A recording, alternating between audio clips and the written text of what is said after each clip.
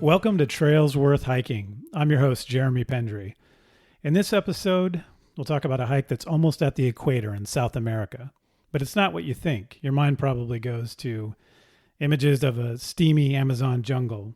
But this hike starts at over 2,800 meters or over 9,250 feet up in the Andes of Ecuador. And it finishes a lot higher up. It's a challenging and beautiful hike, and it drops into and out of deep river canyons and traverses a rural countryside populated by indigenous people. It's a region rich in Andean culture. The hike goes town to town through small farms, along dirt roads and trails, with volcanoes on the horizon throughout the hike. The hike ends at a massive caldera lake formed hundreds of years ago by volcanic eruption. In this episode of Trails Worth Hiking, we travel the Quilotoa Loop in Ecuador.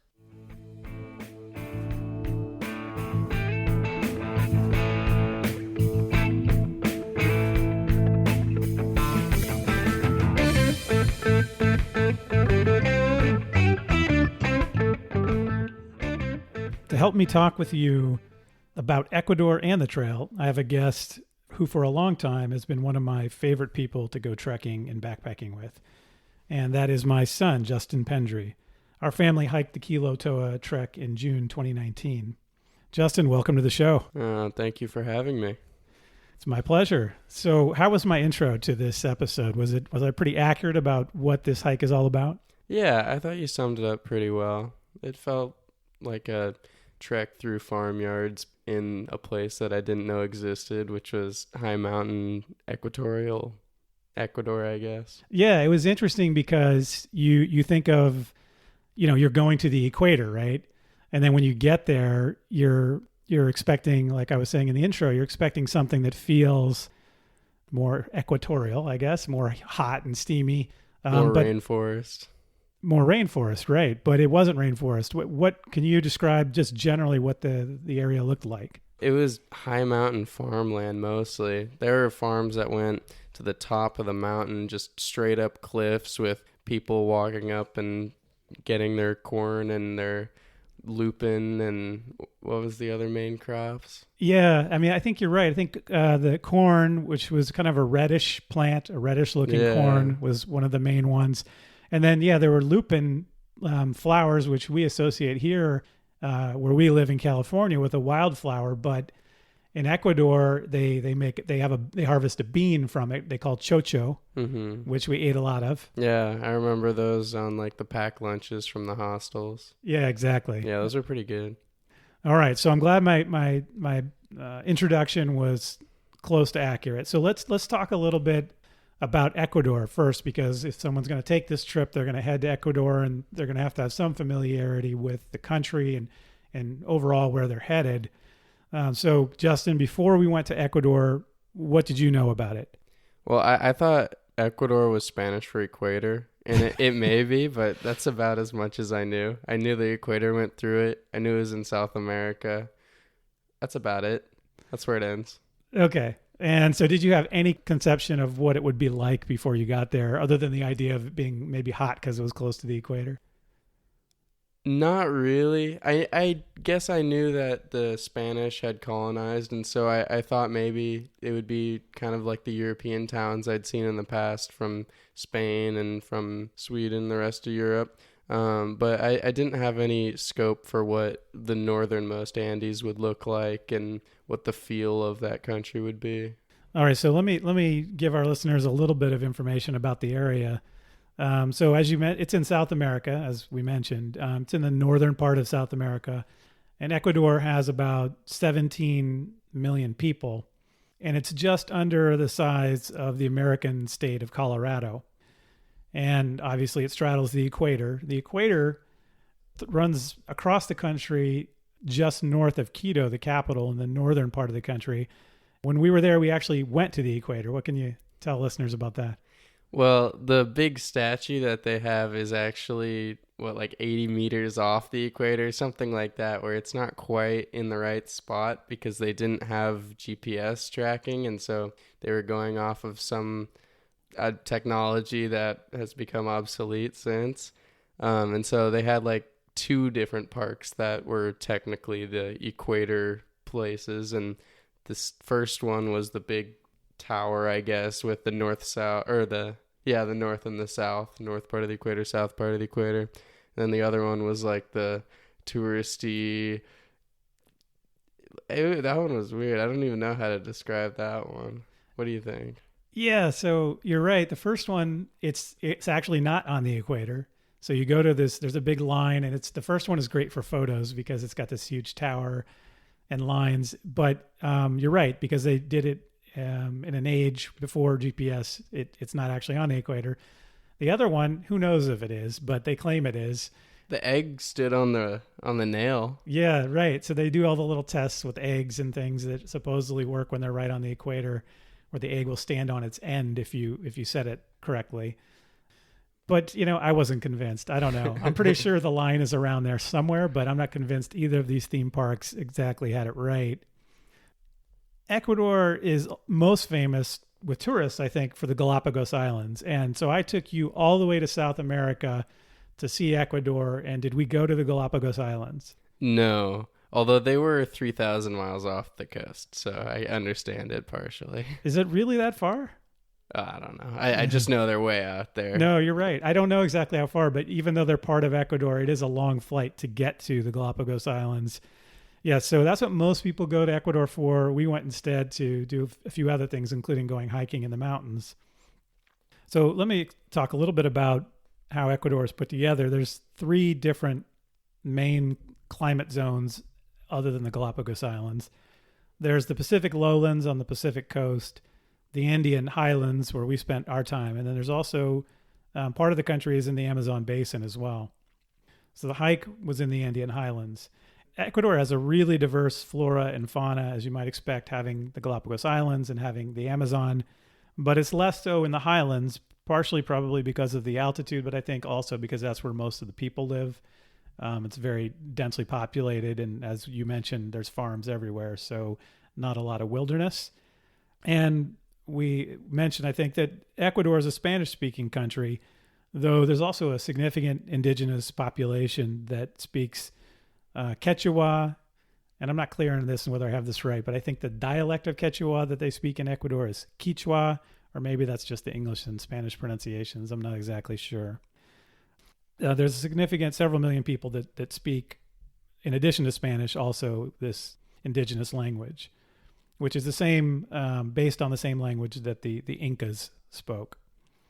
One other interesting thing about the country of Ecuador is that since 2000, they have been on the U.S. dollar. They had a financial crisis in 2000, and their currency, the sucre, collapsed, and the dollar was essentially being used informally anyway as a stable currency. And so the government decided to make it official and just adopted the dollar as its currency.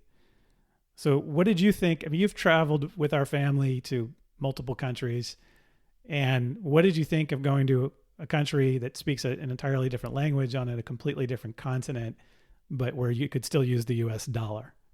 I think it spoke to the influence of, I guess the international influence of the United States, and how other countries who are developing or less developed, or even developed countries, have a lot of influence from the United States, and they depend on their stability, on our stability, I guess.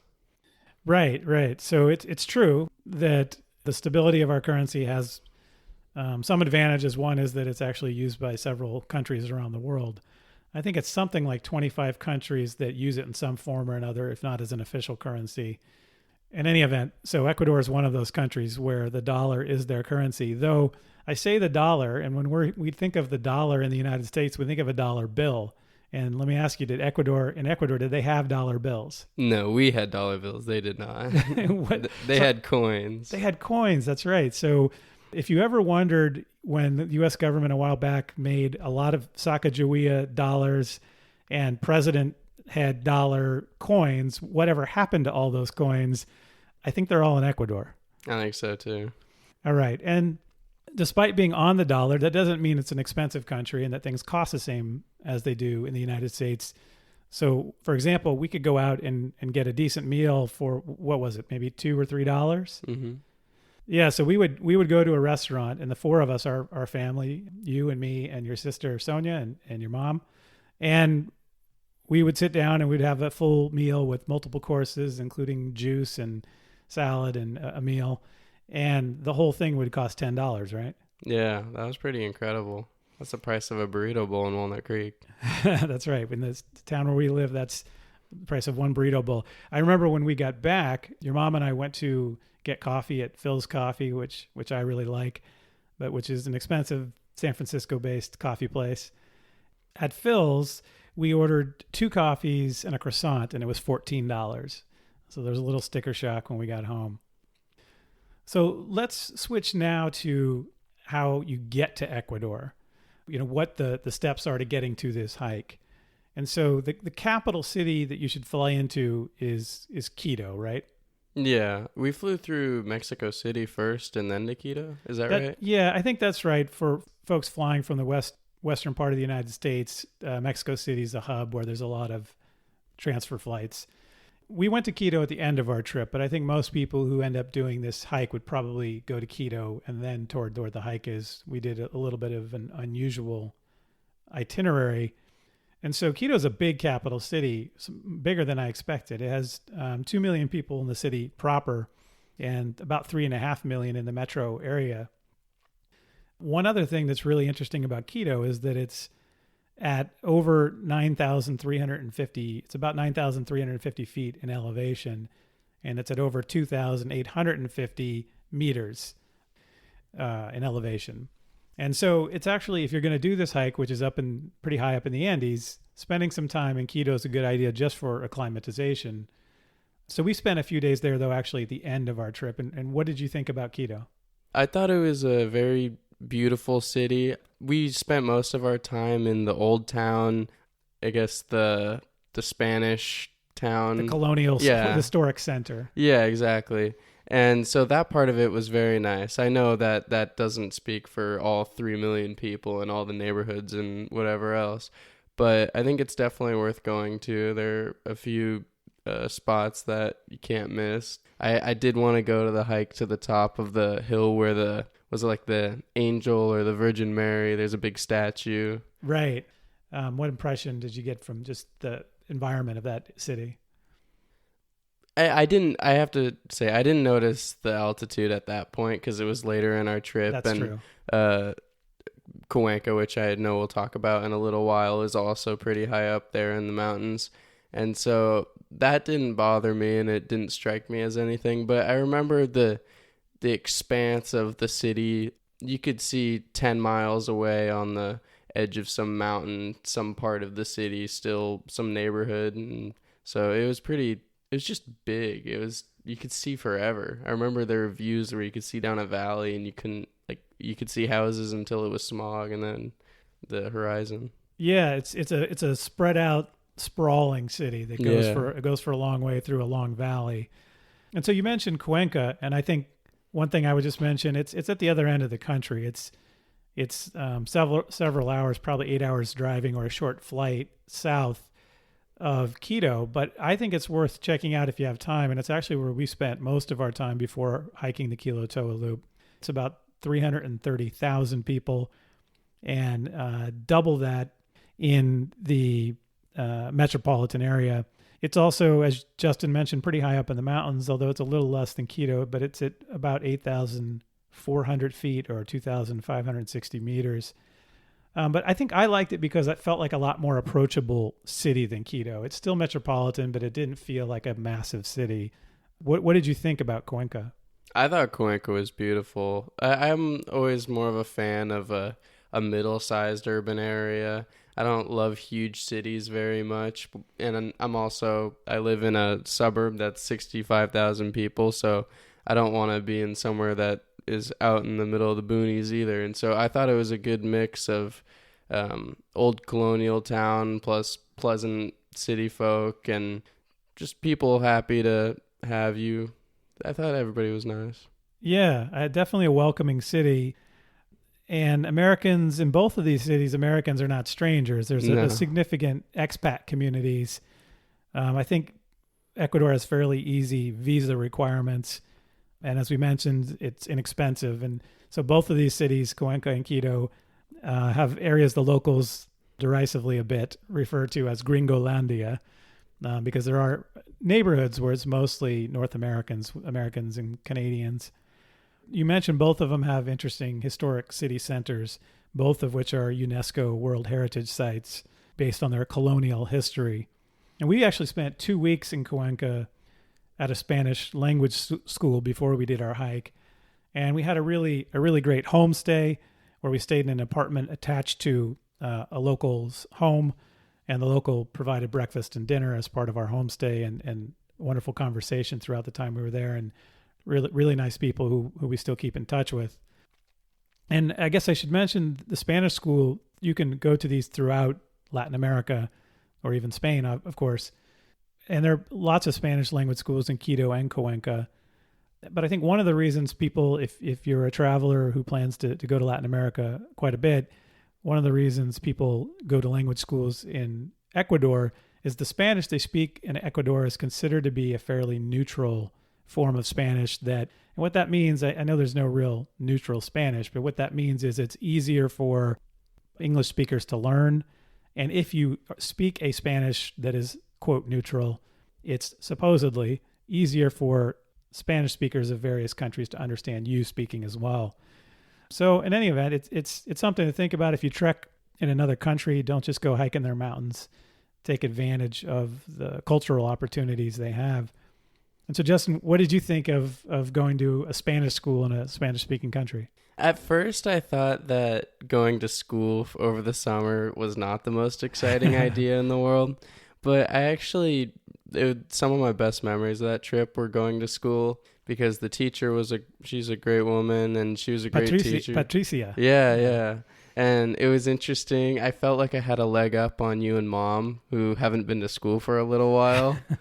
So it was nice to be the expert at something. Not Spanish, but just school, 8:00 mornings. Although I'm not an expert at that by any measure. Yeah, and your sister, who's in college, didn't exactly make it to all of our morning classes. No, but, she put in an effort. It was good.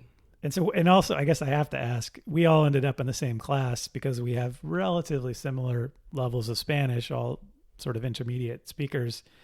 What did you think of going to school with your parents and your sister for 2 weeks?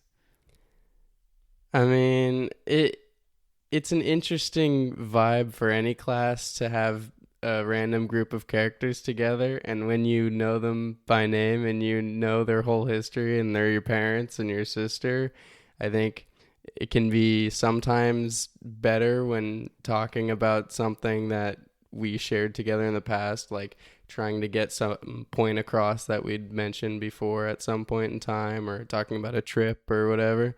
But it was also, I felt like we graded on each other just a little bit, not a lot, but I mean, you always have like your family squabbles, and when you're in a classroom, that tension can sometimes come out. Yeah, I think that's right. It was interesting to spend that much time in a setting where we're trying to learn something. That is different than what we're used to. But for me, I thought it was interesting because it's not something a parent often gets a chance to do, which is to be in school with their kids. And so I thought that was pretty cool.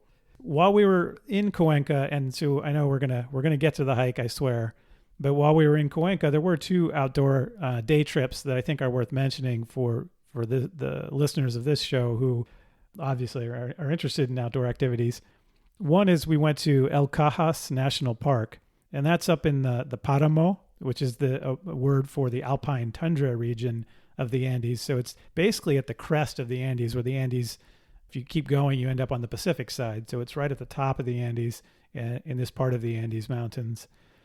And the Paramo in El Cajas is at 4,300 meters, so about 13,500 feet up at the crest of the Andes. And we also went to Ingapirca, and Ingapirca is Incan ruins. The Incan Empire got as far north as Ecuador, and so there are some Incan ruins in Ecuador, and there's some stories about the conquer of that part of Ecuador by the Incans. So what did you think of these day trips to El Cajas and Ingapirca? There are two very big trips, so I'll start with El Cajas. I thought it was a beautiful national park. The first spot we went to, there was a lake, and there was a tour that went around the lake and talked about all the plants and animals that were in the area. And I learned a lot about what kind of ecosystems they had there and how things have changed from all the people coming in and setting up their farms. And I was very grateful that they did have a national park that they preserved. I thought that meant a lot. And I remember there was a lot of clouds. It felt a little bit like we were in The Hobbit, just almost a fantastical kind of setting of just somewhere I'd never been before, had no way to relate to it in any way, just to experience it. And so I thought that was what's it called? El Cajas. I thought El Cajas was really special in that way. Yeah, I agree. It is an interesting, and I think it's common. I mean, they call some of these areas cloud forests, and I think it is very common to have that kind of misty, sort of cloudy experience when you're in these areas. Yes, that was a lot of fun. We did a couple of hiked around some lakes, hiked point to point, and had a van pick us up we had a driver that picked us up at the other end of the hike, and so that was a lot of fun, and had a guide. And what about the Incan ruins? What did you think of that? I thought the Incan ruins were very cool. I've always been a fan of, I guess, the Aztecs and the Incans and the Mayans, and just to see how all of the South American and what's it called? And Central American tribes have existed, and how they were influenced by the Spanish who came over. And so it was really cool to see like what that looked like, what the rocks felt like. And the tour guide we had was amazing and straight out of an Indiana Jones movie. It was very impressive, and it was a special day. Yeah. Props to Carlos. He was great. Yeah, and it was during some festival that we went to, right? Yeah, so we'll get to that in a minute. I will talk about the festival. I think that's something that listeners might want to hear about. So that's a little detour into the southern part of Ecuador and Cuenca and some of the outdoor activities there. But let's refocus now back on what we're here to talk about. So after you leave Quito, what you're going to do is head south to Cotopaxi province, because that's where the hike is. And the way you get there, you're going to go to a town or a city called Latacunga, and you probably will be taking a bus, which is a couple-hour bus ride from Quito. Very easy to get a bus, very inexpensive. And Cotopaxi volcano really dominates the landscape between Quito and Latacunga. It's one of the highest active volcanoes in the world. It's at an elevation of 5,897 meters, 5,897 meters, and 19,347 feet. It's perfectly conical, so it has this look like if you were a little kid and drew a picture of a volcano, that's what you're drawing. And it's covered in a thick blanket of snow and ice at the top, even though we're almost at the equator. And it really is sort of the main landscape feature. But we saw it for the first time when we were coming back from the hike on a bus down to Latacunga. And do you remember that coming into view and what you thought? Yeah, I had to get woken up from my nap, I think. But it dominated the landscape. When you were within view of it, like you could almost feel its presence because it's just so massive. And for being almost at the equator, there's probably a good 5,000 to 10,000 feet at the top covered in ice, and it's pretty cool to see that when you're in a place where you'd think in your mind's eye that it should be, 100 degrees and humid. Yeah, and so as another major outdoor activity in Ecuador, climbing Cotopaxi should be at the top of your list. It's not a highly technical climb. It does require acclimatization, obviously. And the standard route is to hike from a refuge on the mountain to the summit. And so the way you do it is the first day you hike up to the refuge, which is about a 300-meter gain in elevation, and you spend the night at 4,800 meters or 15,750 feet roughly. And then there's a 6-hour hike the next day to the summit, which a lot of people do starting at midnight and get there for sunrise. So that's a 2-day total hike, including the night before. And you can get outfitted in Latacunga. There's climbing companies, adventure companies that'll take you on that kind of trip. And so, Justin, next time in Ecuador, you're going to climb Cotopaxi? Yeah, I was thinking about it, and I think I would, only because it's it's a very common trail. It's a very common trek, at least, and it's popular, and it's 20,000 feet up almost. So it'd be pretty cool to be that high up on anything. And so, yeah, I think I would. All right. Well, we'll save that one for next time. Mm-hmm. So let's talk about Latacunga, which is where you're probably going to spend the night before you go hike the trail. It's the capital of Cotopaxi province and is the jumping off point for the Quilotoa Loop or for climbing Cotopaxi. It's like a lot of these cities in the Andean part of Ecuador. It's on a high plateau. It's over 9,000 feet up. And it's only 25 kilometers from Cotopaxi, which is north of it. And there are the higher mountains of the Andes, higher than the plain that it's on, are to the west. Latacunga is about 90 kilometers south of Quito, which is about 55 miles.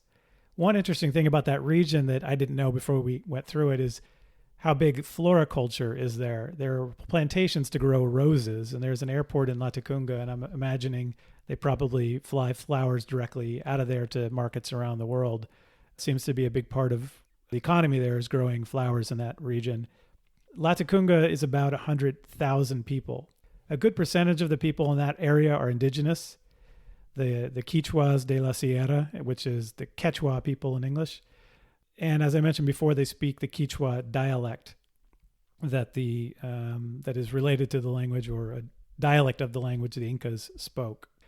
The people who are indigenous to Ecuador originated in Peru, but extend through many countries of South America, though primarily today in Peru, Bolivia, and Ecuador. They are distinct peoples in different places. There's different groups. For example, closest to Cuenca were the Kenyari, but they do have the same language.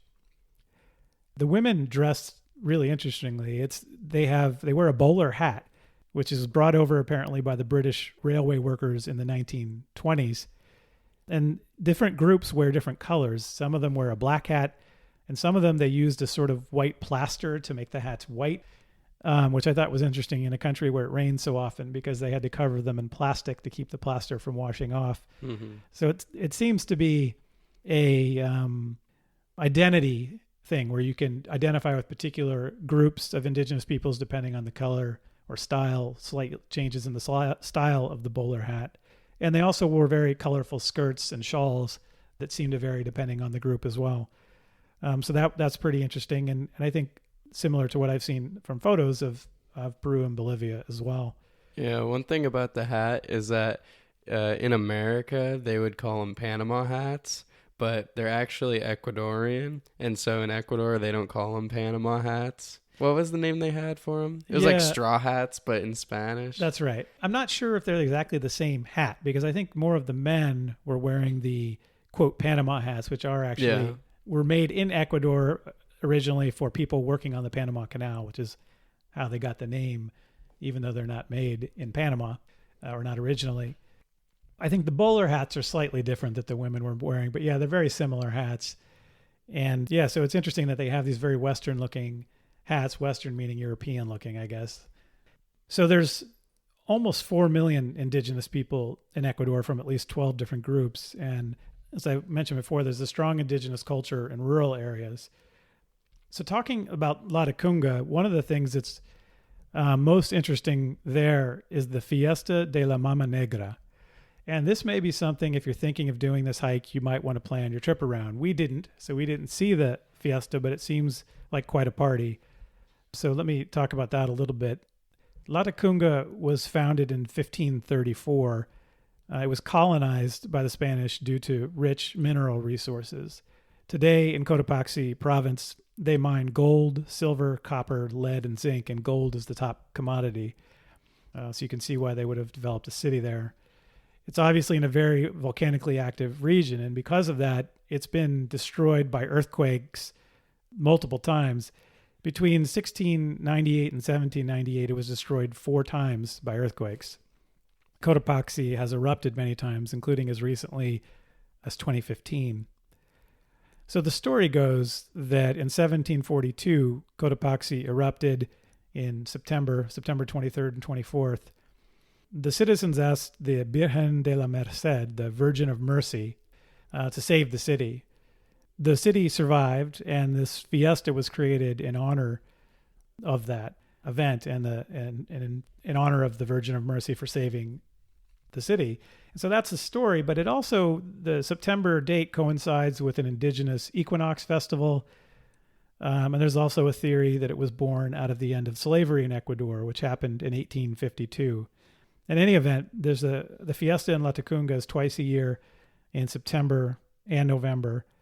September is apparently a more indigenous focused version, and November is more around the Day of the Dead and Independence Day for Ecuador, so maybe more Spanish focused, though we didn't see it, so I'm not really sure on that. Latacunga, in that area, there's Spanish, there's Incas, there's Aymaras, there's Mayans, and there's Africans, because of all these cultures coming together to work in the mines. And as a result, the parade has a lot of colorful characters representing these different cultures. There's the Angel of the Stars, which represents the Archangel Gabriel. There's the Moorish King. There's Los Huacos, which is an Aymaran or indigenous character where there's lots of folks wearing white robes. And there's the Camisonas, which are men colorfully dressed as women and represent the wives of soldiers. Not exactly sure how that developed. And they carry a whip. So make of that what you will. I don't really know. We didn't see it. And there's lots of dancers and musicians and marching bands. And Mama Negra is a man dressed up as Mama Negra, which means black mama. And Mama Negra is a combination of the Virgin of Mercy and African deities. So it really is an interesting mix of cultures, and is elaborately costumed and carries dolls representing her children, and apparently sprays milk and water on the parade goers. They give out candy and wine. And so this seems like a really unique, interesting festival that could give you a lot of sort of sense of what the culture of that region is about in the area you're going to be hiking. Late September is still the dry season, or September is still the dry season in Ecuador. So a September trip planned around this festival to Latacunga would be probably an interesting idea. So we did not see the Fiesta de la Mama Negra, but we did see two other celebrations. And Justin, you mentioned one of them. So what can you say about Inti Raymi? Oh, that was the one at Ingapirca? Yeah, exactly. And in Cuenca, where there was a large parade. Oh, yeah, in front of the museum. Yeah. Yeah. I can't remember. Was that the festival of like the king of the Incans? It's a sort of sun god festival, or Okay. sun festival. Let me give you a little information, a little background on that. So it coincides with the summer solstice, which in most of Ecuador is the shortest day of the year, because it's south of the equator, but not by much because it's so close to the equator. So most of the year, the days are about 12 hours of light and dark. But Inti is the Incan sun god. And so this honors Inti for heat and energy that allows plants to grow. It's sort of a harvest festival. Oh, that's right. That's right. But it's become, I think today, a festival that celebrates indigenous culture primarily. Yeah, there were a bunch of different tribes throughout the parade, or different representations of tribes maybe, and they all had their own dances and their own not costume. Yeah, they were I think they were definitely Some of them were probably outfits. I don't know what the right word would be, but yeah. I think there was a mix of some wearing their sort of finest clothes and others wearing what would be more costumes. Mm-hmm. Yeah, so it was one of the longest parades I've ever seen. Yeah. It went on for hours, but really, really interesting. And there was a lot of indigenous produce, foods, and liquors. Mm-hmm. And so do you remember what cuy is? Yeah, that's cooked guinea pig, right? That's exactly right. Yeah. Cuy is a local delicacy, which I tried. I don't believe I ever tried. I think I meant to get cuy, and then I had some Spanish mishap, and then I ended up getting pork. Yeah, where you were trying to order it in Spanish. I think that's what happened, but how was it? It tastes like chicken. I don't know. Yeah. It was fine. It was nothing. I mean, it wasn't so special that I feel like I would have to have it again, but Yeah. it was interesting to taste. And apparently the word cuy is because that's the sound they make. And we were in one area where we did see some guinea pigs, yeah. and they do kind of say cuy, cuy. Mm-hmm. Do you know what chicha is? Yes, I tried chicha. Oh, you did? I did. What is chicha? Chicha? It's a kind of liquor that I can't remember what it's base is, but the women of the tribes that make it, or the areas that make it, they end up chewing up like maybe the sugar cane or whatever. I think it's corn. Is it corn? Yeah. They end up like chewing it up and then spitting it out, and then it ends up fermenting, and then they use that as their liquor. Yeah, it's basically a corn beer. And you're right, the fermentation originally, I don't know if it's always done this way now. I'd like to think it wasn't since I tried it, but it may have been. But it's a liquor that's created, as you said, the women chew the corn and then they spit it into a barrel, and it's sort of a communal activity, and that starts the fermentation. And so it's sort of light, not heavy alcohol, lighter alcohol corn beer. And that was also something that was on display at the Inti Raymi Festival. Mm-hmm. I didn't know what I was getting when I got it, because I remember learning about the chicha. Is that what it's Chicha. called? Chicha. I remember learning about it just 30 minutes before, and then walking around with Sonia through the festival, just trying things. And I saw chicha, and I was like, "Oh, I heard about that. I may as well try it." And then I finished it, and then Sonia told me, "Oh, that's the one where they spit it out." Okay. All right. And it so tasted pretty good though. Yeah, it wasn't cold as I remember. It was sort of like a warm beer, so it made all the more real my thought that it's made out of spit. Mm-hmm. All right, and then the other festival that we came across was not a indigenous one, but a Catholic one, which was Corpus Christi, and which is a commemoration of Jesus's Last Supper, and it lasts a week, and starts about 2 months after Easter Sunday. In Cuenca, what was the main way they there were two things that struck out to me about how they celebrated Corpus Christi. Can you think of what those were? I'm not sure what they were to you, but I remember the fireworks on the cathedral. That's one. That they were on the cathedral. Yeah, like just attached to the front of the big church. Yeah. And then they would blow up and the sparks we'd get, I don't know, 20 feet from the ground. It was pretty crazy.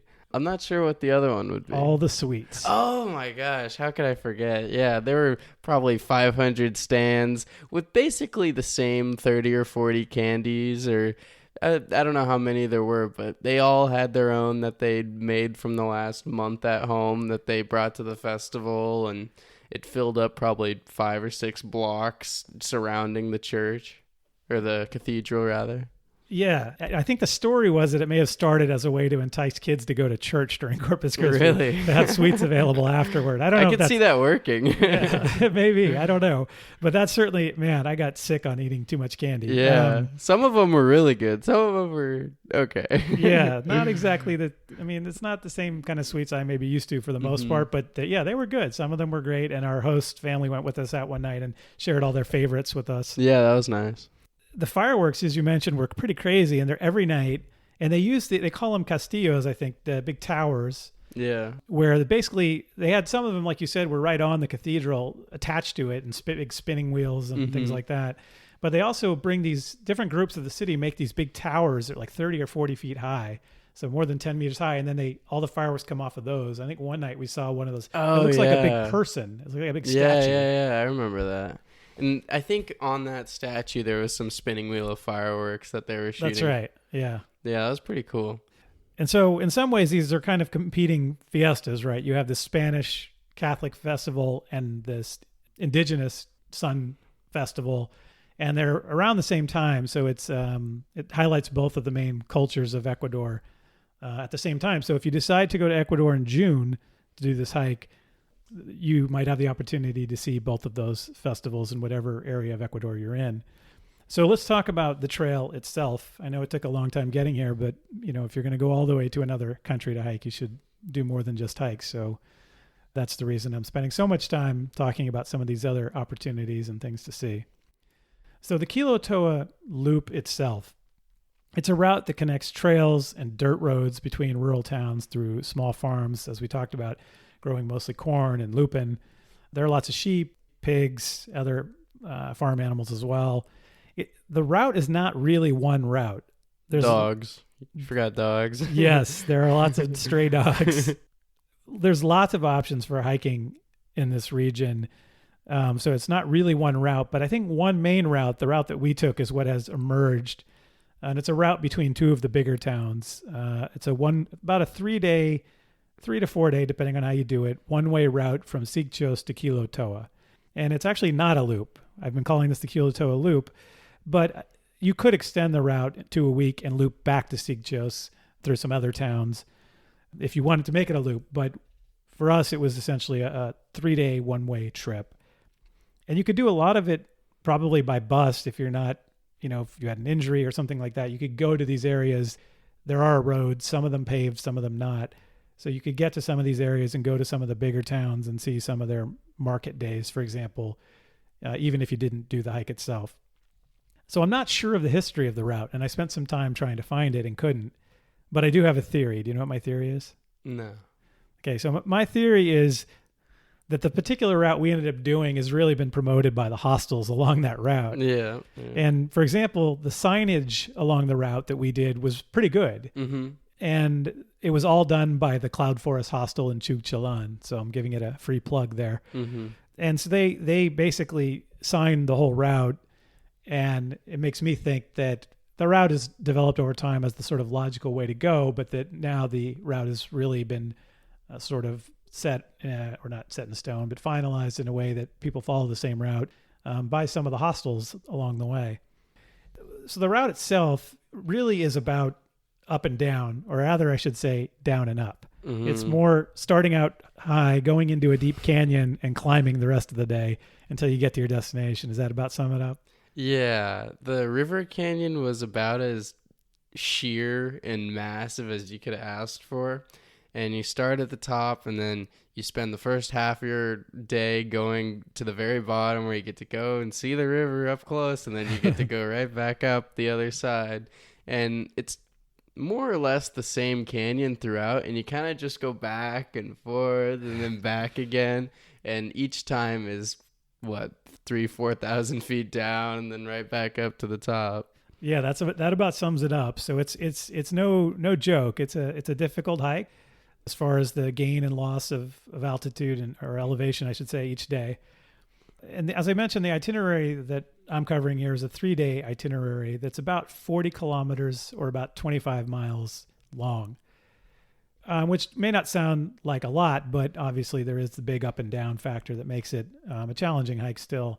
Even with that, even with the challenge, you can finish each day by mid-afternoon and have some time to socialize and relax and clean up at the end of each hiking day. It's highly doable. Like, it's a severe up and down, but it's gorgeous. There are a lot of people on the trail that are all ages, all from all backgrounds, different countries, everybody. And you get to end at a nice hostel, which I think we might be getting to, but like you get a nice dinner and a bed to sleep in, and then you go to the next place, and it's a tough hike, but it's doable and it's beautiful. That's exactly right. The range of altitude on this hike is between 2,800 meters and 3,800 meters. And so, you go all the way from about 9,000 feet to over almost 13,000 feet. The highest point being the finish of the hike. So if you go the direction we went, you're going uphill a lot at the end. And so, as I mentioned before, it's helpful to acclimatize in Quito or Latacunga. And so that's why it might be interesting to spend some time seeing those cities and maybe time yourself visiting Ecuador around a festival so that you have a few days to really acclimatize to make the hike a little bit easier for you. It's a hike you can do year round, but June to September is the dry season. We went in June. There really wasn't much rain. Do you have any thoughts on the weather that we experienced? It was pretty mild. There weren't any... Oh, there were a few days in Cuenca that were really hot, but it was just a quick burst of heat. And then there were a few days of rain that were not too bad, but it was there. But overall, for most of the trip, it was pretty livable, pretty temperate. Yeah, and I think on the trail itself, we had rain.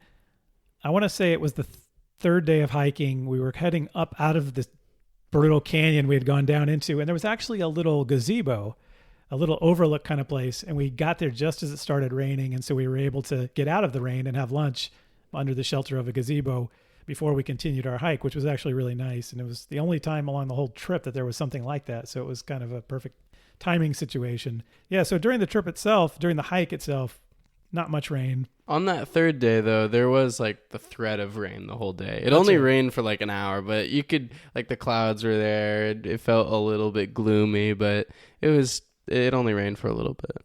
Yeah, and you mentioned about the sun coming out, and that is one thing I think it's worth mentioning to people about the weather in Ecuador, is when the sun comes out, you are at the equator. Yeah. And when it comes out, and you're higher up, so you're a little bit closer to it, less atmosphere, you really need to protect your skin, and it just gets hot really fast when the clouds disappear. Yeah, the sun on your skin is just different. It's a different feeling than when you're at the beach in California, where a little bit of sunscreen and you feel okay and you can stand out there for a couple hours. If you're out in the sun in Ecuador for 10 minutes and you don't have protection, you're going to feel it. That's right. And so you mentioned the trail was active, but I didn't think it was crowded. I felt like it was a reasonable amount of people. Yeah, I think that's right. Okay. And there's no need for any permits to do this hike, so you don't have to worry about that. Let's talk a little bit about the gear needed to do this hike. So first, you need to carry all the clothes that you're going to need for the trip. There's not going to be there's no luggage being sent ahead or anything like that, which you can do in some places in Europe and other trekking destinations. So you carry whatever clothes you need. As we mentioned, you need rain gear, we mentioned the rain, so you definitely need some gear to protect against that. And certainly sun protection. And for me, that usually means I like to, in these kinds of climates, to wear long sleeve pants and shirts that are fairly light, just so I don't have to use a ton of sunscreen, and a pretty good hat to protect against the sun as well. One thing you will need is cash. Most places on the route only take cash because you're in a rural area. There's not a lot of places that take credit cards. I think the one exception there is if you reserve hostels in advance, you may be able to put a deposit down. But even at some of the hostels, we had to pay the balance in cash. I think one thing that's helpful to bring when you're going from hostel to hostel rather than camping, like on other kinds of hikes, is to at least have one nice change of clothes for when you're at the hostel. I'll preview what I'm going to mention in a minute. You should bring a bathing suit. And there's no need to carry food other than snacks. The hostels serve dinner and breakfast, and you can buy a sack lunch to go, which makes it easy to have something to eat throughout the day while you're hiking. And similarly, there's no need to bring any kind of camping gear. This is really a hostel trek. Regarding the hostels, we reserved them in advance for the 3 nights of the hike. I think there's enough space where you don't have to reserve hostels in advance if you just want to wing it. But there are a couple of hostels that are better than others in a couple of locations, one of which we stayed in. And for those 2 hostels, you definitely need to reserve them in advance if you want to stay. One is Lululama. Highly recommend. That was my favorite, I think. Yes, and the other is called Black Sheep Inn, which is in Chugchalan, which we didn't stay in, but people who did stay there really highly recommended it. So if you want to stay in one of those 2 hostels, you need to reserve them. Otherwise, probably not much to worry about there. As far as the way we carry gear, we had 4 of us in our group, our family. 2 of us, Sonia and my wife Andy, carried day packs, and that's really all they needed. They carried their change of clothes and the few other items. And Justin, you and I each carried a backpacking pack, but I think it was like half full probably. Yeah, it was on the very light side. It didn't feel like much of an issue at all. Right. And so just based on the gear I described and without camping gear, you don't need to carry that much. Yeah, one thing that if you're staying at hostels that it is nice to have is to bring your own sheets. That's something that we had. We had a pillowcase and a sheet that you could lay over a twin size bed, so you don't have to like lay in other people's whatever. Like you get your own comfortable quote unquote sleeping bag, and you don't have to think about anything. Yeah, so that's a good point. If you're traveling in urban hostels, people are familiar with that idea of bringing a hostel sheet, basically, where it's like a sleeping bag shaped sheet where you can put that on top of the bed. And that's a good idea to do on a trekking trip as well. For the maps for the area, I downloaded to an app called maps.me, a step-by-step guide to hiking this trail. And I highly recommend the blog Whirlwind Travelers. So I went to whirlwindtravelers.com and downloaded their step-by-step guide to hiking the Quilotoa Loop. That goes right on to maps.me, which can be used offline, meaning you don't have to be connected to the internet while you're using it. You can just use your phone's GPS. And I also printed a backup. And I thought the directions worked perfectly. We never got lost. The trails were well marked, to be fair, but the maps definitely helped. Yeah, so the routes are pretty well signed. I think the one thing to worry about, not worry about, or the one thing to consider is that because it switches back and forth between roads and trails, between dirt roads and trails, it can be easy to miss a turnoff, even with the signs. So having the waypoints on my phone through maps.me and the really helpful directions from Whirlwind Travelers made that really easy for us. So a couple of other things about logistics for the hike. One thing you're going to do is leave, if you have other bags with you, for example, other luggage that you might use for staying in Quito or other city areas or whatever other equipment you have, you're going to want to leave that in Latacunga so you don't have to carry it. The hotels in Latacunga are familiar with this drill and they all have a system for doing that. We stayed in Hotel Tiana, which was, a hostel, nothing special, but it was fine. You can leave luggage there for $1 per bag per day, and they have a basement where you can lock your luggage up. I've heard one of the other hotels in town called La Posada allows free bag storage. So those are a couple of options for leaving your other bags there in Latacunga when you go on the hike. To start the hike in Sigchos, you can take a bus or a taxi to Sigchos from Latacunga.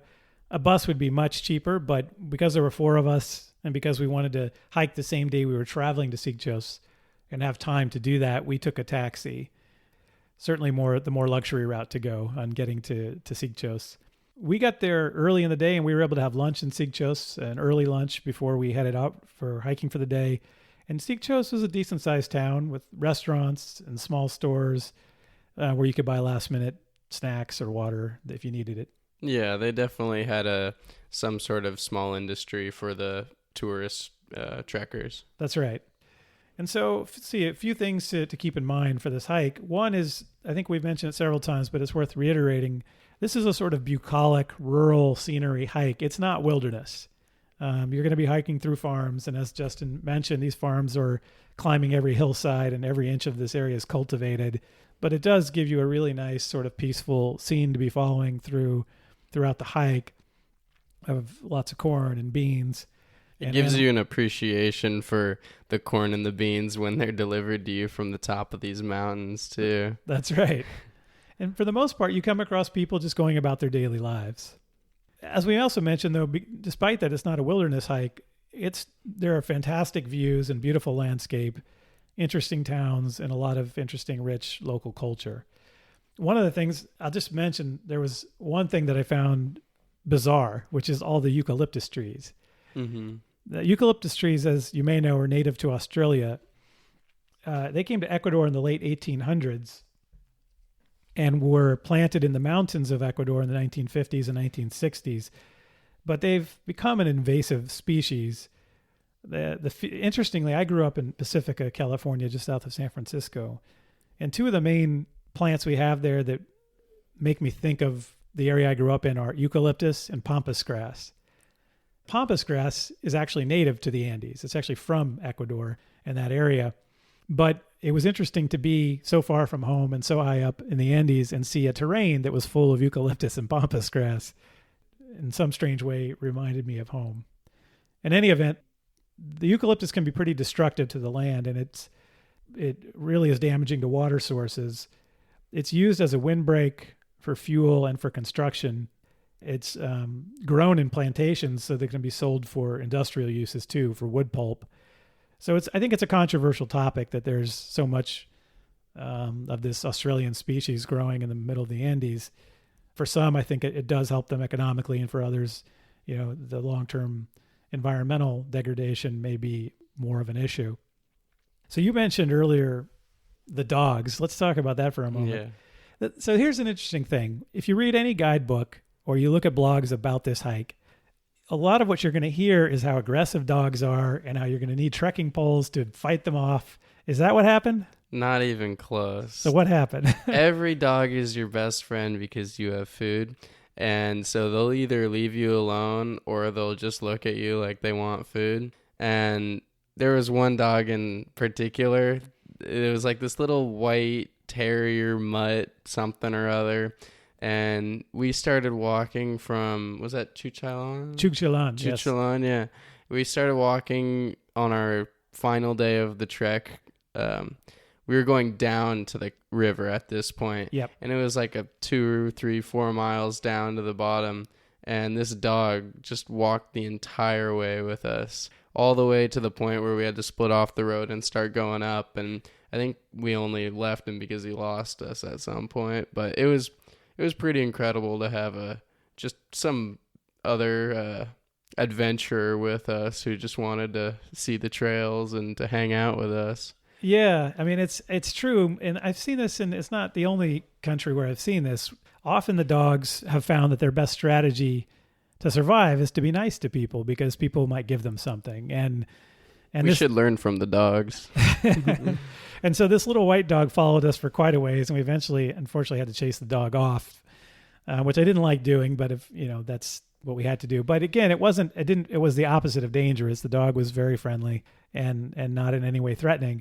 I think the only time I saw aggressive dogs on this trip, there was one part we went along a fence line just before we got to Isin the first day, and there were some dogs that barked. Oh, yeah. There were some dogs that came at us barking, but we were right along their fence of their yard. I don't think it would have been any different anywhere else in the world if you went by a yard that the dog lives in. So I didn't experience the aggressive dogs for the most part that people talk about, but it is something to be aware of possibly. One other thing that to be aware of is kids that may come up to you and ask for candy or for money or both. Did you have that happen with you? Not for me because I was a kid and because I was with adults, but I know you and Mom both had that. Yeah, so we had a kid come up. We've had multiple kids come up. At one point, a young girl came up and asked for candy. I think we had one little piece of candy left from our morning or something like that. We may have given it to her, or maybe we didn't. I can't even remember at this point. But what I do remember is the next thing that came out of her mouth was, "Oh, can I have some money?" I don't want to judge it. I mean, obviously, they don't have a lot of resources in that area, and I know people have different philosophies on how to handle this sort of thing when traveling, but just be aware that it may happen. Then you'll probably handle it better if you're at least aware of it in advance. So let's talk about now the basic itinerary and the accommodations for this hike. So day one, you start in Sikchos and you hike to Isin. Like we said, it's down a river canyon, through some farms, and up the other side. That's kind of the drill for this hike. So I won't say more than that about the actual mechanics of the day. You can look up the point-to-point directions on various websites, as I've talked about. But I will mention Lululama. Mm-hmm. So when you get to Isin at the end of your first day of hiking, if you can do it, hopefully you've reserved a room at Lululama. It's one of the best hostels I've ever stayed in anywhere. If you're inclined to spend the money, it has private rooms with a fireplace and a view. If not, there are shared rooms. So, for example, my wife and I stayed in a private room and the kids stayed in a shared room. The food is fantastic. There's a diverse group of hikers from all over the world. The highlight, and the reason before I said to bring a bathing suit on this hike, is they have a hot tub and sauna, so jacuzzi and sauna, that has free hours in the afternoon when people finish up their hikes. That is a really nice way to finish the day. How'd that go for you, Justin? That was pretty nice to be able to take a hot shower and then jump in the spa for a little while. I was impressed with just the infrastructure to develop that at 11,000 feet on some mountain, and it's like this glass room because you look out and you can see, 20 miles away. You can probably see Quilotoa. I can't remember, but it was in that direction, so you may have been able to. Just an amazing view and a neat experience. Agreed. They had a nice balcony there as well.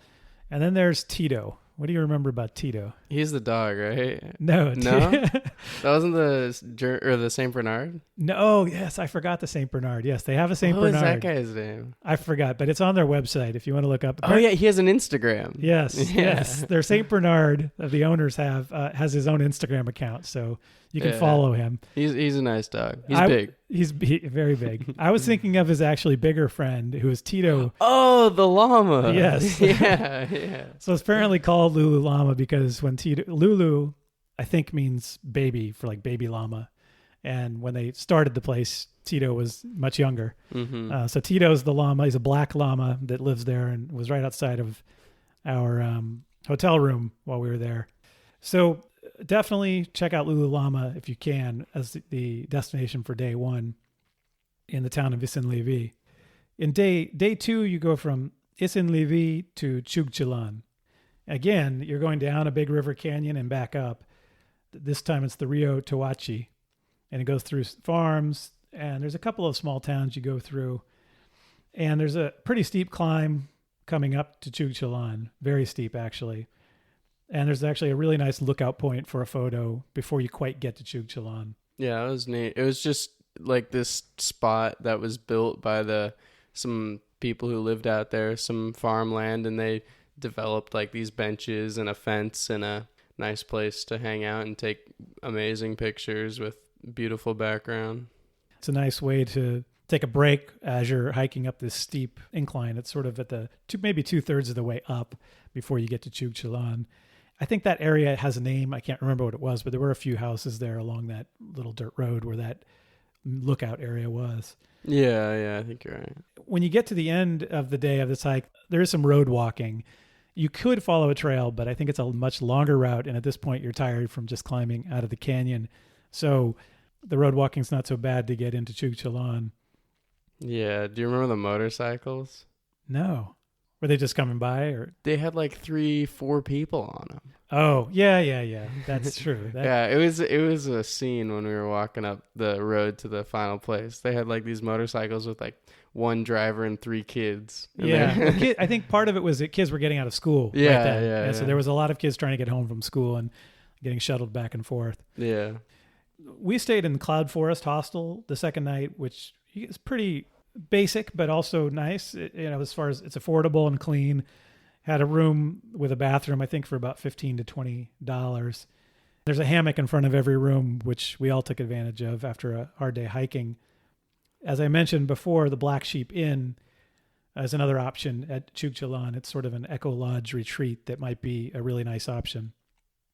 It's called the Cloud Forest Hostel there in Chugchilan because there is a hike you can do from Chugchilan up to the Paramo, to the Cloud Forest. So if you want to have a layover day, you could take a morning hike. You go in the morning to avoid the clouds. It's about a 4-hour round trip hike to go up to the crest of the Andes there, the Paramo, to the alpine scenery. And there's a cheese factory, and that might be something worth checking out if you have extra time. Now let's talk about the third day. Day 3 is from Chugchilan to Quilotoa. That day, there's a big down and up like the other days. And then you spend a good part of the day along the wall of a pretty long canyon. And then you cross over a creek or a small river after the long canyon. And then you spend a long time going straight up. Yeah, that was like 7 or 8 miles of just 100 steps and then taking a breath because you're at 12,000 feet and you can't breathe. Yeah, I don't know if it was that far. It probably just felt that far. At the end. At the end, it was close, but yeah. And so you go up a long way to Quilotoa. Eventually, you get to a view of Laguna Quilotoa, which is your goal for this entire hike. And that's a huge caldera lake. And it's at 3,914 meters, so 12,841 feet. And as Justin mentioned, you got to hike slow getting up there because you have no other choice because you're going to be out of breath from the altitude. And then you get to the top and there's a small cafe and another friendly stray dog. Mm-hmm. And then what happens? You think you're there, but are you there? You get to the top and you're at like this little cafe and you think you made it. You're all happy. You sit down, you take a look and you see across this massive crater. And that's where like all the way on the complete opposite side is where you're trying to get to. So you had to walk the whole bowl around, or half of it, I guess. That's right. It was a long 2 or 3 miles or whatever it was. It was the longest little bit that I could have asked for. Yeah, I think we were all cursing ourselves as we hiked along the rim to get to the town of Quilotoa. The caldera itself is about 3 kilometers or 2 miles across, so it's pretty big. And it was formed by the collapse of a volcano the time of an eruption 600 years ago, or more than 600 years ago now, in 1280. That had been after 14,000 years of dormancy, apparently, so you never know when these things are going to go.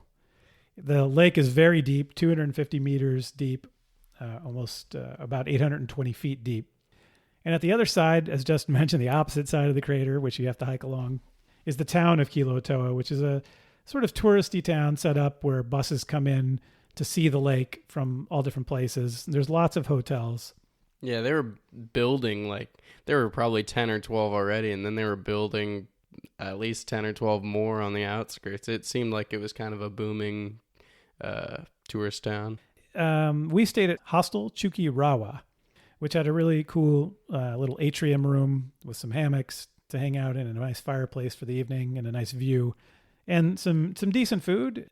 And then we all slept perfectly well that night, right? Not exactly. It's kind of hard when you're 12,900 feet in space. That's right. So we none of us slept very well at all. And I think even though we had been in Ecuador 2.5 weeks or 2 weeks at this point, we were still having trouble with the altitude because you're at the highest point on the entire hike. So something to be aware of there. There's definitely serious altitude at Quilotoa. A couple of options you have if you want to do additional stuff there. If you have a layover day, you can hike down to the lake, which a lot of people do, which is a 30-minute hike down and about an hour back. After a long day of hiking, we opted not to do that. It's about 400 meters down.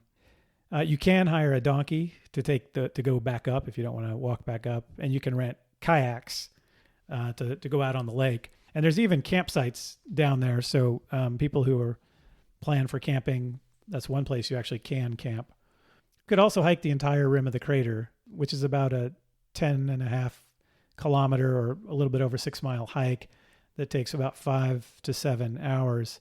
We had already hiked a good chunk of that, as we mentioned, so we decided against that as well. We were basically tired and done with hiking, and we're happy the next morning to take a bus back to La Tacunga and then another bus on to Quito.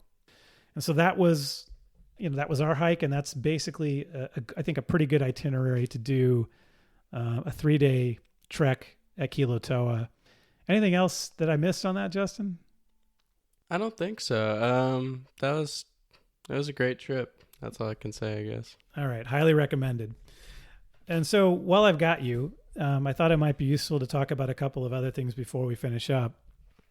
One is I took you and your mom took you. We took you on a lot of backpacking and trekking trips pretty much from a very young age. So did we do the right thing there? I think so. I love hiking and I love nature, and I attribute it a lot to my experience just being out there for the amount of hours and just one step in front of the other since I think I was 3, my first backpacking trip. That's right. And so how do you think it's impacted the way you think about things?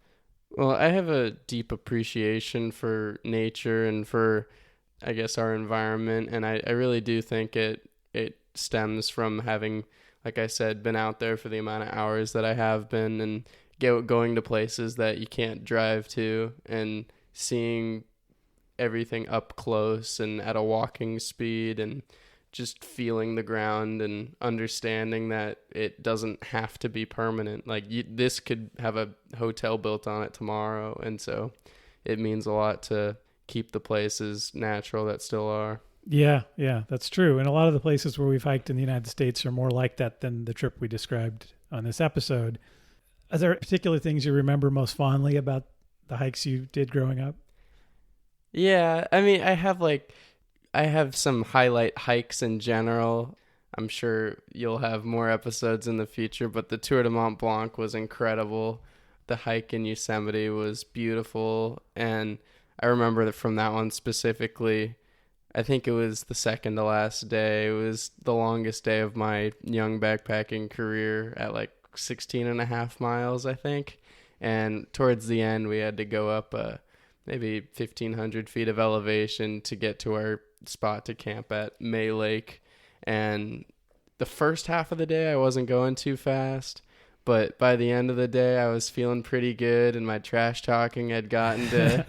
it had started flowing, and so I was challenging my dad to call the rest. I didn't want to call the break. That's right. Yeah, whoever decided we had to break first was the loser of that game. I remember that game. Yeah. I think ultimately I lost. So yeah, that's the High Sierra Camps loop in Yosemite, and I'll definitely do a future episode on that hike. What about the opposite? Are there moments where you wondered, how in the heck did my parents bring me out to this crazy place?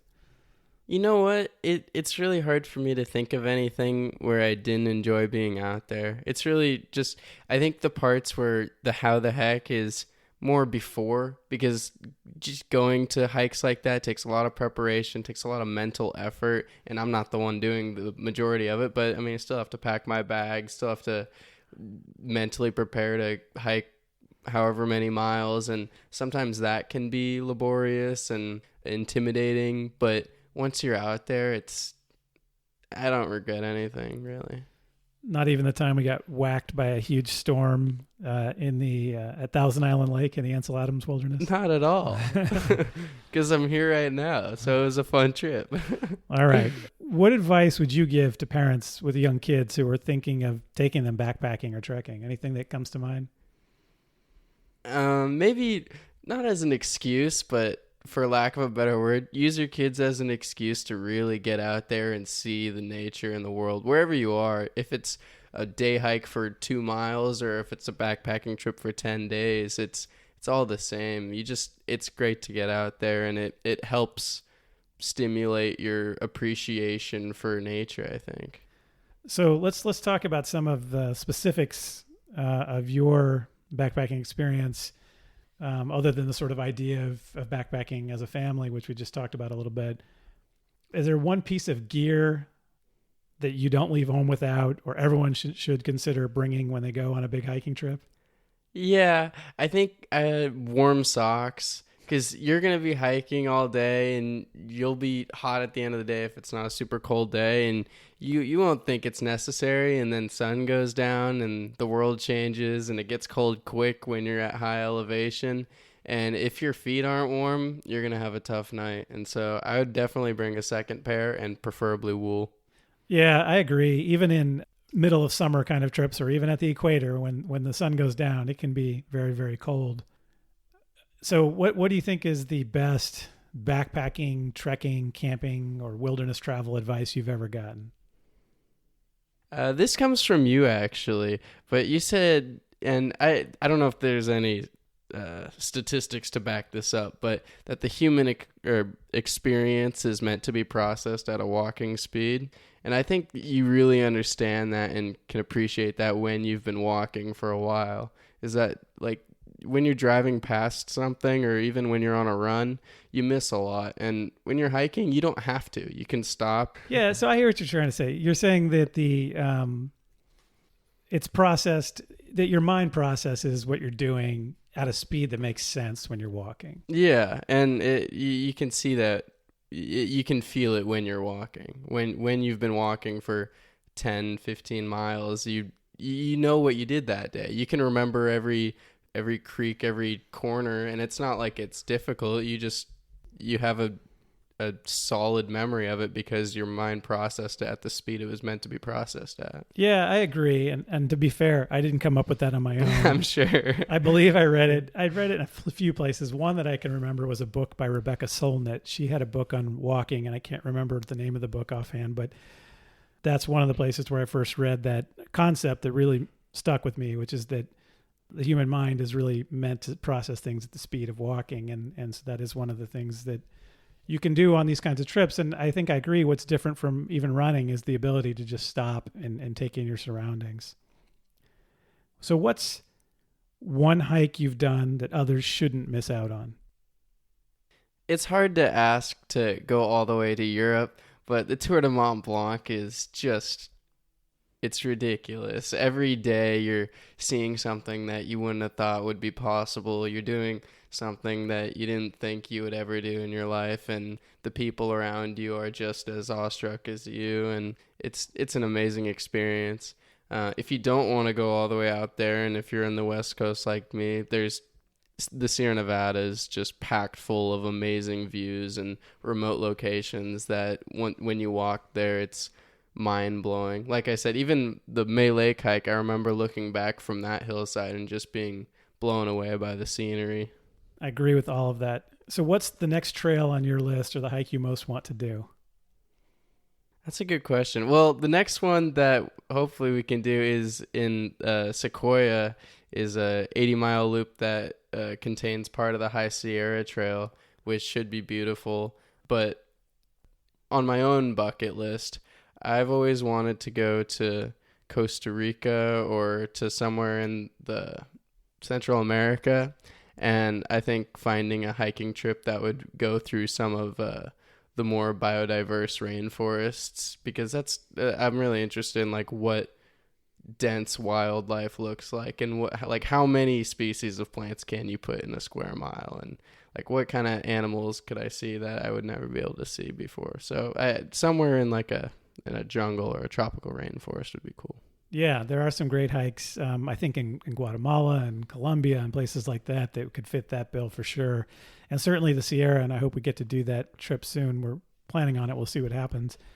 And I know you talked about the John Muir Trail too, which... Yeah, the John Muir Trail. I should have started with that one, but that one's definitely on my list. All right, Justin. So thanks for joining me on the show. I really appreciate it. Yeah, of course. And so to listeners, I hope I've inspired you to add the Quilotoa trek to your bucket list. And keep in mind that this podcast is just entertainment. If you decide to hike the trail, please do your own research. Like anything else worth doing, outdoor adventure has risks. So when you go, pack your common sense. And when you get back, tell me how it went. Any feedback you have on this episode or ideas for future episodes can be sent to trailsworthhiking@gmail.com. So start planning your next hike, and before you know it, you'll be on the trail. Thanks for listening. Hey everyone, this is Jeremy back with the preview of our next episode. On our next episode, we describe a trail that is on an ancient volcanic island in the middle of the Pacific Ocean. It's an island filled with lush tropical forest, and this is a coastal hike along the oceanside cliffs. It reaches remote beaches, streams, and waterfalls, and ends up in an ancient, isolated valley that was once inhabited by native islanders and today may still be inhabited by a few renegades. On our next episode of Trails Worth Hiking, we travel the Kalalau Trail on the island of Kauai in Hawaii. So I'll talk to you then. Thanks again for listening.